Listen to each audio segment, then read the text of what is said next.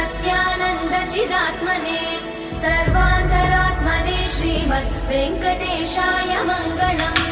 स्वतः सर्वविदे सर्वशक्तये सर्वशेषिणे सुलभाय सुशीलाय वेङ्कटेशाय मङ्गलम्।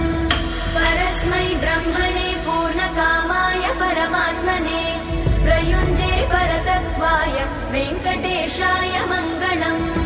आकालतत्त्वमशान्तमात्मनामनुपश्यताम् अतृप्त्यमृतरूपाय वेङ्कटेशाय मङ्गलम्। प्रायस्वचरणौ पुंसां शरण्यत्वेन पाणिना कृपया दिशते श्रीमद् वेङ्कटेशाय मङ्गलम्। दयामृततरङ्गिण्यास्तरङ्गैरिव शीतलै अपाङ्गैः सिञ्चते विश्वं वेङ्कटेशाय मङ्गलम्। स्रग्भूषाम्बर